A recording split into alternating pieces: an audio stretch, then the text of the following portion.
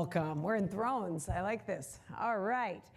Well, thanks for including us here this evening. And we have had the fortunate chance to have many years behind us having known each other. Yes. I'm thrilled to show to the world some of your past, what you've learned, your building journey, and so much more. Well, same. We're going to get into all of it. Thank you for including us. So we were just comparing notes. I think Leah and I met 12 years ago at a network community event very similar to this, small group about this size, and it just makes you realize you can run into anyone by chance and really form lifelong relationships and follow each other's journeys. We've stayed close for those 12 years, and it's so neat to see what you've built since then. I actually moved within walking distance of Elizabeth. Strategic, very yes. strategic. We And in fact, we share a very similar address, so we get each other's mail. Fun fact. That it's actually true and Actually crazy. true. Yes. So I hear, and I will let you formally introduce yourself, but starting out as a bank teller at around 15 years old, and then going on to be a founder, then a venture capitalist, and now a phenomenal podcast founder. But to just really, hopefully embarrass you to kick things off, you don't even know I'm gonna ask you this. God. What was the last thing you put into ChatGPT? Well, here's the thing. I did start this podcast called Breaking Precedent recently, and I have the best use case for ChatGPT. It's awesome. I basically, anyone I'm interviewing, so if you know any people out there, how many people in this room consider themselves precedent breakers? Like you're breaking things and setting new, Gary, of course. Yes. Okay, so I'm interviewing people on my podcast who are shifting huge parts of our society. And so to prep for these interviews, because it's just me. Brilliant, I should have done this. I do not have a lot of help. I have no help with this podcast. And so I am pulling transcripts from all their other interviews. I'm putting them into ChatGPT, and then I'm saying, give me an outline for my interview. And it's amazing. Amazing. You heard it here. It's incredible. Okay, good. We'll need more tips along the way. Yeah. But to start things off, I would love for you to fill in a few of the blanks between bank teller and what you're doing today, and then we're going to really drill into the TaskRabbit journey. Okay, yeah. Well, I grew up in a very tiny town in Massachusetts. Population was 4,000 people. There was no stoplight in my town. Like, I can't emphasize how tiny it was. I had no exposure to entrepreneurship. My father was in the Air Force for 35 years. My mom was a stay-at-home mom. And so this was not something, this world that we all live in right now was not something I could even imagine as a child. But I got interested in math and computer science in college. And when I graduated with a computer science degree, I got a job as a programmer at IBM, because what would one do but to go to a massive company? My parents were super, super proud that I got this job. And I worked there for 8 years as a programmer, as an engineer. I did C++, I did Java. I worked on a product called Lotus Notes and Domino. And I got a little bored, kind of 5 to 8 years in, and I started kind of having ideas for different products I could build. I never thought I was going to build a company. And I had the idea for TaskRabbit one night because I was out of dog food, and I was living in Boston. It was cold. It was snowing outside. I thought there's got to be a way to get this dog food without me actually going out to get it. I'm happy to pay someone for their time. The iPhone literally had just come out 4 months earlier. And so as the engineer in me thought about it, I thought, okay, I should be able to grab this new device, punch in I need dog food, and connect immediately with someone in the area who's probably at the grocery store at this very moment to get me this dog food. And that was really where the idea for TaskRabbit was born. What year was that? February of 2008. All right. And 4 months later, I quit my job at IBM and built the first version of the site, got it launched in Boston, and then, snowballed from there. And at that point, there was really no talk of the thematic gig economy and what was to come. No. Do you think you saw that wave coming, or really were you just in a really opportunistic place to take advantage of it? No, it's a good question. I mean, I saw the technology available, and that was the key. I always came at the problem from a technology stack standpoint because I am an engineer. And so I saw that the technology was available, the social technology that Facebook had built, the location-based awareness was now in the phone all the time, and these mobile devices that were on us. And so I became obsessed with these technologies and what you can do with them. Not unlike what's happening with AI today. It was a huge wave that did start a whole new economy. There was Airbnb, there was Lyft, there was Uber, there was Relay Rides, which is now Turo, there was GetAround. There's all these companies, right, that started around the same time, and it was because the technology was new and different. It was step function change that enabled us to build what we did. Great, and at that point, sounds like you didn't raise any money first. You jumped right out and got it started. What was your fundraising path, your journey? What did you learn from that? Well, because I had spent 8 years at IBM, I had a pension, and it was $27,000, and there was a big penalty to withdraw it, and I did. And so that's the original funding for TaskRabbit. And then that was in June of 2008 when I quit and I withdrew my pension. And I was thinking, okay, great. In the fall, I had connected with a few entrepreneurs in the Boston area who gave me advice, connected me with angel investors. I said, oh, in the fall, I'll go out and I'll raise money. Okay, then the giant financial crisis happens, the Great Recession, fall of 2008. Definitely no angel investors are investing. But people are out of work. They're losing jobs, and they need to find new ways of working. And so actually, it was the best time to start TaskRabbit for that reason. It was the worst time to be starting a company from like a capitalization standpoint. There was this one story where originally I had 6 months basically. I kind of gave myself 6 months to get a job. I was like putting our rent on credit cards, and it was like 9 months in, and I had secured these two angel investors that said they were going to invest $250,000. Can I ask who your first were? They were early investors in Zipcar. Yeah. And I had met Scott Griffith, who's the CEO of Zipcar. He had connected me with them. And they had committed to this round, $250,000. We literally walk in the night, we're like signing paperwork all together. We walk into the lawyer's office, and they're like, we've had a change of heart. We have cold feet. The market's taken a turn. We've lost half of our net worth, right, in the last 3 months. And they're like, we're not gonna do the $250 anymore. We're gonna give you $50,000, and we're gonna see if you can hit these milestones. And as you hit them, we'll give you $25K more at a time. Now, I had a co-founder at that point who was still working at, it was one of the big consultancy firms. I forget which one in Boston. Bain or McKinsey or something. It was McKinsey. McKinsey. And she was gonna quit her job. She was there with me in the room when they tell us they're not actually gonna write the bigger check. And she's like, well, I can't quit my job now. And so she didn't. So I went on my own. I said, you know what, fine, I'll take the 50 and I'm gonna make this work. Later, they tell me, like a year or two later, they tell me, we didn't think she was right for the company and we were testing her. I was like, oh my God. Testing out grit early. Yeah, and all kinds of crazy things like that happen. It's now being an investor, being on the other side of the table, I can kind of see where they were coming from. That was not the right way to do it, though. It's not the right way to do it.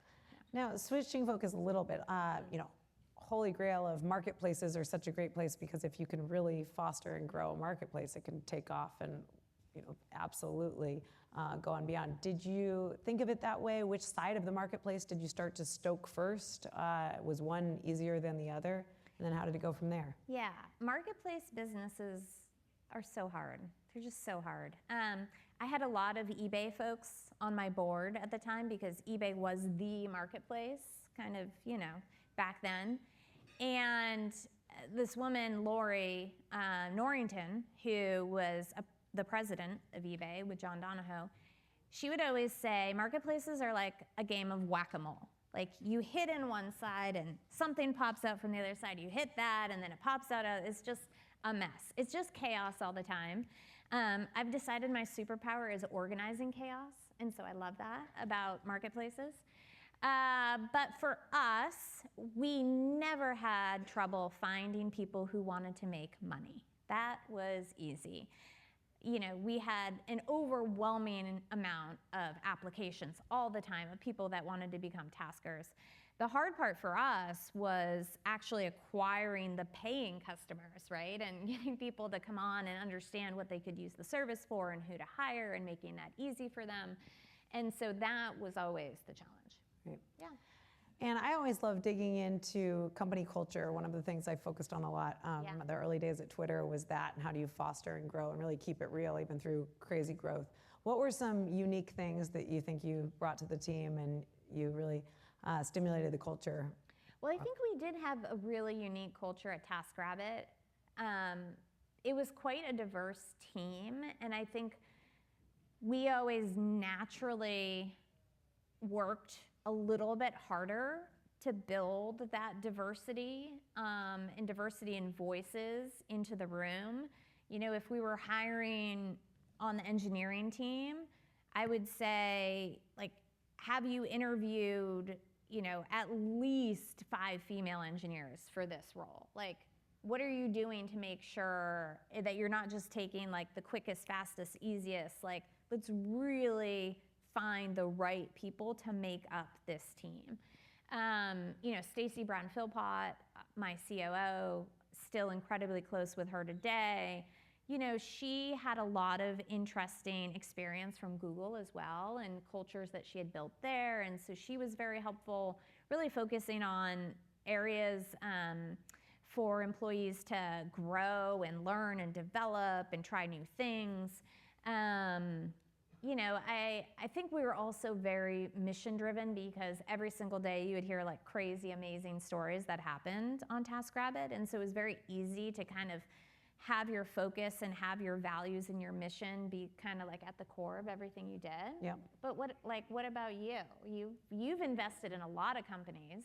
It's hard, but it's fun when you What get it are right. the things you've seen though that have worked from a culture standpoint?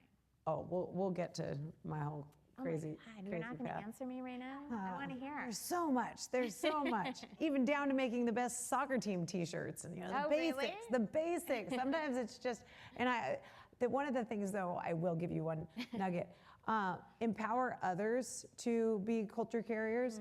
And one of the things I did in the early days of Twitter is, and this was brute force. And this was you act like you have a budget when you really don't. And I gave each team $20 a head per month, per quarter. And if you didn't use it per quarter, you lost it. So there was $60 to use for some sort of culture event. And it was the manager job of that team to hold the date, but it was the team's job to actually plan what they wanted to do. And you know how teams take on unique, you know, different quirky things and what they like to do, what the memes and the jokes are internally. So that you would start seeing, you know, the very own culture within these teams. So if you were going to a beer stein etching class, and then you're going to have a happy hour together, or if you do something where you pool your 3 months and you do something larger. And I just think that instigation of this is yours, and how do you really, especially as you go through hyper growth, and we're seeing that, and especially now in the age of so many teams are just remote. What can you put into place to really instigate? That's something I love studying now with our Scribble founders, is how do you keep it authentic through through these remote first days. So anyway. Do you think the remote thing works? Yes and no. Depends. It depends on the leaders, it depends on the team, it depends on hiring. On hiring though, a real tactical, what was your favorite hiring question? Oh, it was about culture. Okay, what'd you say? Yeah, we actually created a culture book at TaskRabbit. And so we would, it would be part of the interview, we'd share the culture book, and we would get a reaction from them on, we'd see how they would engage with it. It was more about not a specific question, but how do they engage with the culture as we're presenting it. Yeah. Right. So final TaskRabbit thought. Oh. So you ultimately sold to IKEA. Yeah. And can you enlighten us about how that process was? Any founders out here that might be going through an M&A path or starting that, or maybe it'll just someday be in your future, whether you like it or not? Well, yeah, no, it's a good question because, okay, from day one, IKEA furniture assembly was always the #1 job posted on TaskRabbit, okay? Literally from day one. It was like me in Boston on a scooter, like going to IKEA and like assembling furniture, okay? So it was always in the back of my head that I wanted to do a partnership with IKEA, but they are very, very difficult to kind of navigate to. It's, you know, family-owned, private, Swedish company. And so Stacy came on board, and her and I both became obsessed with like working with IKEA. And I'm like, Stacy, like you gotta figure this out for me. Like I've been trying for years and I like can't get to them. And so one day we got a random call from a consultant, someone in London, I don't one of these consulting firms, but he was London based. And he was like, I am bringing a group of executives to the US to tour companies. We'd like to tour TaskRabbit. Actually, one of them is from IKEA. One of them is from, I don't even remember who the other people were. It was like 8 execs that came by. We were just totally zoned in on this IKEA woman. And so Stacy's like, I'm gonna get her business card, like we're gonna follow up. And so we did. And that's really what spawned. So it was a little bit serendipitous that they finally like came on this trip to America and like came by our company, and it was through this connection I had with this consultant in London. And so Stacy worked really hard on setting up the first partnership in their London store for IKEA furniture assembly with TaskRabbit. That just blew up, both of the businesses. IKEA was selling more furniture. We were super happy. We had all these new customers. And then we were at the point where we were either going to go out and raise another growth round of funding and do a global expansion, or it became this conversation with IKEA. Now, when we started the conversation with IKEA, we were like, oh, do you want to strategically invest? We're going to put this round together. And they were like, well, maybe we should own you. And then we're like, oh, whoa, like maybe we need bankers. And then maybe we should run a process. And we ended up hiring bankers. It was terrible. Oh my God, I hated them so much. But we did. We ran the whole process. And you know, these bankers are supposed to bring in like other people and like generate other interests. Guess who we sold to? IKEA, okay? So did we need the bankers? No. Yep. Did they take a huge chunk of proceeds? I'm sure. So, you know, it is what it is. But we kind of ran these paths in parallel where we were talking about raising the growth round with investors, and then we were also exploring these acquisition routes. Great. Well, congratulations. Cool journey. Well, I heard we're supposed to change seats, essentially. I thought I was supposed to ask. And I don't know if I want to switch modes because I don't know if I want to be grilled. And then we are going to turn it over to the audience for some questions. We're mostly so be thinking of hard ones for Leah, easy ones for me. All right. Well, you started way back at my first job as a bank teller. What was your first job? I sold bagels at Noah's Bagels. Oh, bagel. Oh, I love Noah's Bagels. 15 and a half, I was knocking on the door. I started as a lowly like cream cheese spreader, back when Noah's was kosher, so I know all about that too, which was awesome. I even put on a bagel suit at one that even had locks sticking out the sides. I have one photo that no one will ever see of that. And what was your favorite bagel flavor? Cranberry orange, and then they had pumpkin in October, back before pumpkin was cool, I like to say. And in fact, I love Noah's, and I ended up managing 2 stores, 5 years. And when I was I got into Stanford, early decision. My mom was terrified that like we could not afford Stanford, but she said yes if I found a way.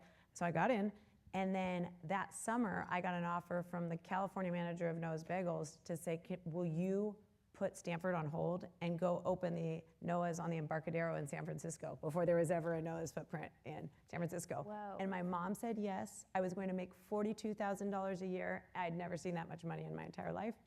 I think because my mom said, sure, you can do it, I didn't. And I went on to Stanford, but I wonder what my life would be like right now. Wow. I might just be in the bagel suit, to be honest. I don't know. That's so fascinating. So that was my first job. Wow, I did not know that. Okay, so you did go to Stanford. You were a computer science major as well? I was actually an economics major, as you think that's it's the easiest path that they show you. But I ended up going over to the engineering side for my master's. So. And so how did you then find your way into startups and venture capital? Good question, because I did not know they existed. My mom was a second grade teacher for 25 years. My dad was a marine biologist, of all things, and I grew up in Sacramento. I'm not sure why marine biology connected to Sacramento, but that's a different panel. So I started in econ because I didn't know what I wanted to do, and I thought economics was business. I didn't realize that Stanford economics especially is so theoretical.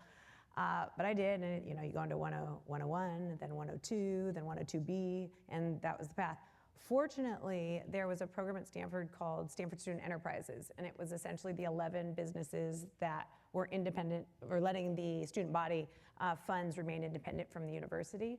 So I was fortunate to start out on this little team there on the investment side, but they owned the Stanford store, they owned what we called Flicks, which was Sunday night movies, an advertising agency for all student dorms. And so I ended up actually running those 11 businesses for my sophomore through senior year. And it just put me close enough to the business side that I loved that motion. But I was fortunate to find out about a program within the engineering school called the Mayfield Fellows Program. And that unlocked the world to me. And it takes 10 students from the engineering department, gives you a business school boot camp background while pairing you with great mentors. And why I think I realized how important community is through this whole journey, because had I not joined that, I wouldn't have met other VCs, I wouldn't have learned about fundraising, and then you have to work at a venture-backed startup. So I was at this little company called Auction Drop in 2003. The first, you drop it off, we sell it on eBay. Oh. I got to work with some eBay folks too. Yeah. We thought we were changing the world, and I got to from being number 11 to number 130 to back down to number 8, and then that company doesn't no longer exists. That was a tough time. So that really opened my eyes to tech in the Valley, and I realized you could be young with relatively limited experience and still have major impact, and I was sparked. So, and I'm still here somehow. Now, 25 years later, 3 kids, a venture capital firm, and a lot of other cool, great network. And you've done the big firms. You've been at Andreessen. Been at Andreessen. You've been at Menlo. Yes, I started my career at Menlo Ventures, dialing for dollars. Yeah. Great role to just you learn it. That was back when Red Herring still existed and there were no blogs to find out what was happening. Fun time, went to Institutional Venture Partners after that. We made the investment in Twitter, and I'd gotten to know the company even more through the business side, had been a beta tester. And then sent my husband over first to go take a job to see if it was actually as cool as it seemed. And about 6 months later, I joined as about the 50th employee and stayed through hypergrowth for about 2,500 people. Yeah. And then went over to the Andreessen side to get back to the venture side, but still operating a bit because I love operating. So. Yeah, so now you've started Scribble. Yes. You and Kevin founded Scribble, and you're running Scribble. And tell us about Scribble first. I founded Scribble. No. Oh yeah. Correction. Elizabeth founded Scribble. Yeah. So after my Andreessen role, there it was called market development. So connecting the Fortune 500 to the portfolio companies, end goal being revenue. Missed the investing side. Fortunately, though, to your point, Kevin, my husband, and a big leg of this Scribble stool, still to this date, we had just casually, we'd both been operators. He was at Twitter, then Instagram, then Libra, onto Planet. Now he's over on the OpenAI side. But we'd just been fortunate to collect this great community of friends, founders, people spinning off of teams we've been a part of, that through that year, all those years, for about 8 of them, we'd just been putting tiny checks into founders. And that portfolio had ballooned to about 100 companies just until about 5 years ago. And I took a look at that and I was terrified. I was like, we're never gonna send our kids to school if we keep investing at this clip. And it was small checks at that point, but we don't have endless ability to do that. And I think now of those 100, there's 23 unicorns in that group. So like really cool. And you're like, that's good friends. But when you're putting in $5,000, $10,000 checks, not moving the needle. And we were still being told we were some of the most helpful people on the cap table. And so I picked my head up right before the pandemic. So it was exactly this time. I'd quit my job, the first time I'd ever not had a job, which terrified me because I thought I was never going to be hired anywhere again. And I was terrified. But I just saw, wow, I love this motion of investing. If we right size the fund, you can write still collaborative size checks, roughly $1 million-ish in initial pre-seed and seed rounds, that you can still work nicely with others, but really have a big impact and strong returns. So Scribble 1's sitting in a phenomenal position. We've even been able to return capital in 4 years. So I'm proud of what we've done. Scribble 2 went on $55 million core fund, and now a tiny team of 6 of us. Kevin, we call our operator in residence. So we have a lot of connections to that, and then not in doing any personal angel investments now, but run it all through Scribble. So can I ask you something really controversial? Maybe. Okay, so you have been inside the big funds, Andreessen, Menlo, et cetera. You now have your own fund, Scribble. Do you think that the system of venture capital works? One answer? One word answer? Like, what do you, yeah, just like, it's an open question. Maybe? Yeah. No, not in its existing form. And I think we're going to see the market shift by founders choosing, and they get to vote with their feet now. I think that's what we're seeing. I think returns are going to show it too. I think LPs are finally waking up and saying, oh, it's really easy to just continue to say yes. And now they're evaluating portfolios. Fortunately, that's where a lot of the allocation for Scribble 1 through 3 come from people kind of waking up and knowing they need to be into different pockets of the market, different networks and more. So I think there's still a role for these because capital is capital. Yeah. But I do think great founders are having the ability to choose now, and we are seeing that money shift. Yeah. It's fascinating times, I think, for the whole venture capital industry. So, yeah. You gave me the culture answer. Sure. Yeah. Yeah. That could be the whole other What talk. else do you think are the pitfalls that you see when you're investing in small, early stage companies? Like, what are the major pitfalls? Well, there's a few things I like to see, and then some red flags for me. And piggybacks on you quitting your job and just going for it. I'm always hesitant when I see a deck and it's like month 0, month 12, year 2. Like, this isn't hypothetical. This is your life. Like, if you're going to start this once I write you a check, we're in a bad starting relationship. Yeah. And so I love seeing small teams, even if it's in scrappy ways. Like, you've just hit the ground running. You know you're gonna do this. You're not hedging at this point because we're all in on you, but we need to see that you're all in on this. And so that's one thing. I also I was fortunate to be at Andreessen in the early days when we still all sat at the boardroom table on Mondays and got to see the evaluation of pitches. And Mark had this phenomenal way of absolutely stopping the conversation right at the start. And you would get this founder coming in and they plugged in and they're all nervous about doing their pitch, especially at this beautiful conference room table at Andreessen Horowitz. I remember being that founder. And yes. And they would start, and it was usually something wouldn't work, of course. Yes. And they'd get into their pitch, and on slide 1 of them getting into their groove, Mark would say whoa, wait, stop. Tell me about you. Where'd you grow up? What did your parents do? Tell me, why are you starting this? And I loved how it just stopped the conversation. And the founders that could get into their absolutely engaging journey of, well, actually, I had to go door to door and do collections as a kid. And that showed me what was broken in this part of the fintech stack. And then you get into this, and it's the question that I ask our founders is, why you, why this, why now?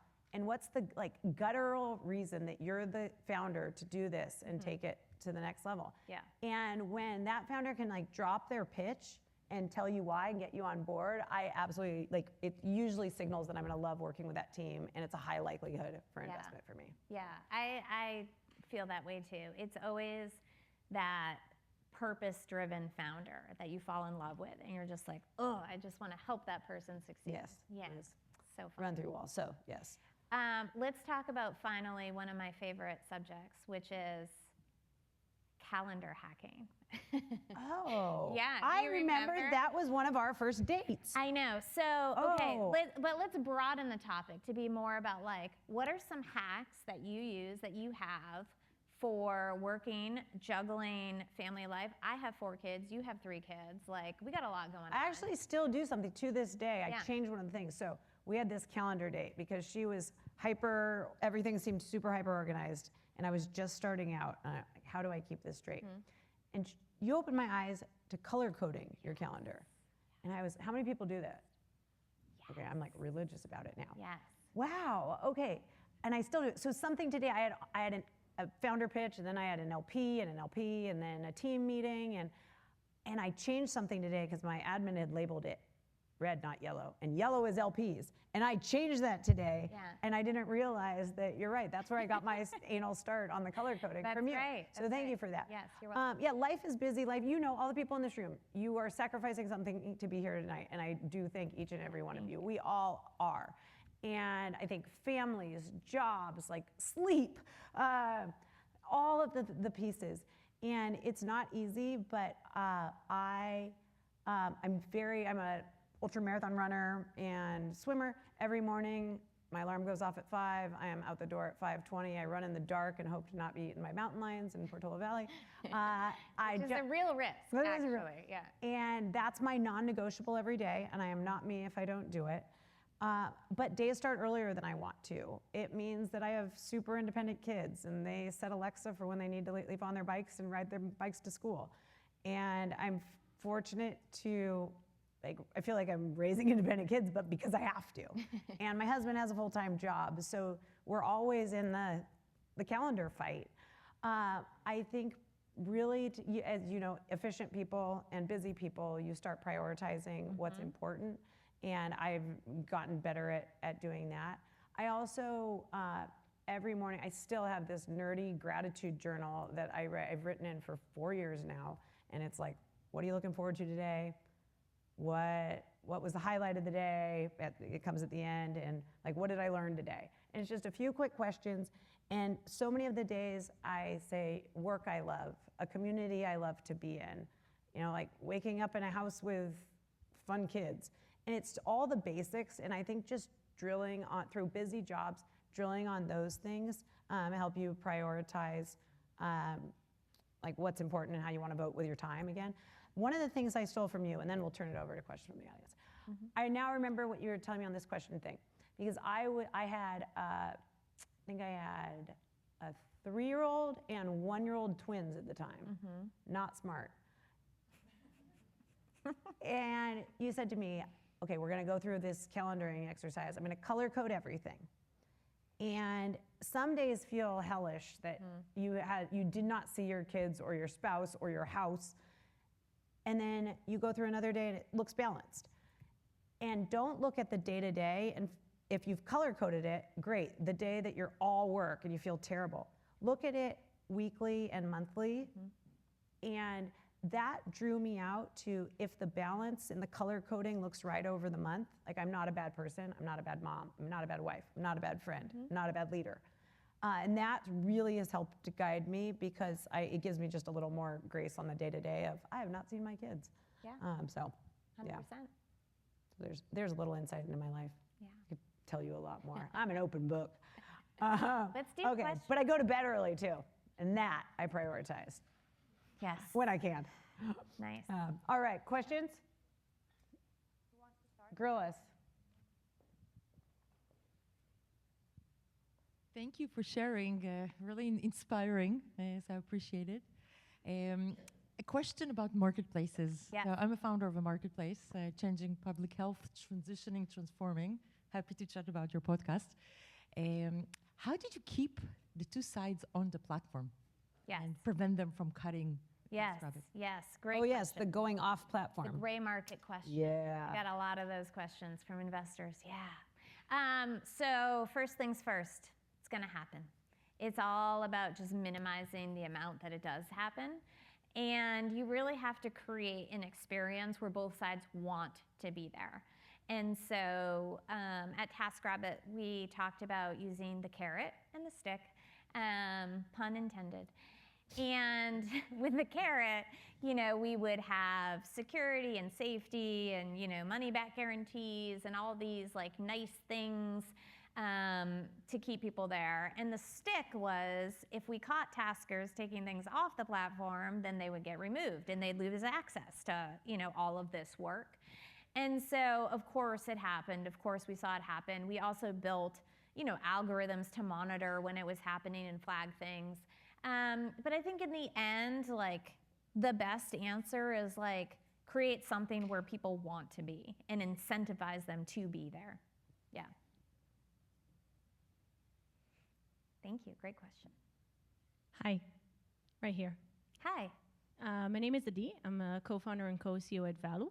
We're an exchange for private companies. And because this has been a very open and honest conversations, which was very fun, I'm hoping that I'll be able to get the same honesty now. I'm sure it wasn't easy for you at the time to decide to sell your company rather than growing it. Mm-hmm. And I'm wondering if in hindsight, you would have preferred to keep growing it, taking it to an IPO. Oh, that is a good question. Sorry. Yeah, no, okay, so I'll tell you a quick little story and then I'll answer the question. When we sold the company, I was chair of the board at the time. Stacy was CEO. I had promoted her into that role. I had moved to the chair role. We were on the board call. This was before like Zoom, right? You didn't get on Zoom. You got on a board call. Got on a board call. I'm in my house, and we're going around one by one to vote on the sale of the company, like the formal vote. And at the time, we had 5 board members, myself, Stacy, an independent from eBay, and then 2 of our main investors. And you're 10 years in. It's a whole decade. One, honestly, I was so burnt out. I still have PTSD. Like, I still wake up in the middle of the night thinking I'm the CEO of TaskRabbit and like thinking of all the things that could go wrong. Honestly, to this day, that will happen. So I was burnt out, but Stacy was running the day-to-day. I felt very good about that. But we had just been through this 9-month process that, we let the bankers run, and we also were fundraising on the side and all the things. And as we went around one by one to do the board vote, Todd Francis from Shasta was the first one, such a nice man. And he, said something really nice about like the 10-year journey. He was our Series A investor. So he'd been there for like 7 out of the 10 years.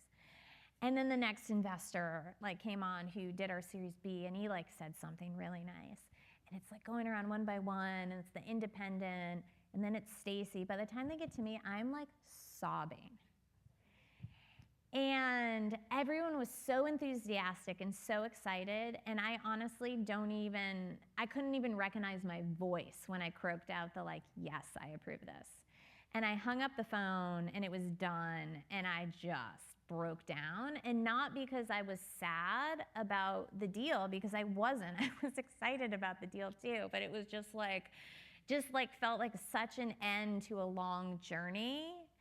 And like so much sacrifice to get there, and then it was over, and that was it. And I was like, oh my God, what did I leave on the table? Like, what more could we do? To this day, I'm still like, oh my God, we could have done so much more. So it's complicated. It always is complicated. Yeah. That's great. I'd never heard that. That's Yeah. great. Thank you for sharing it. Okay, one more question, if you've got one. All right. Yeah.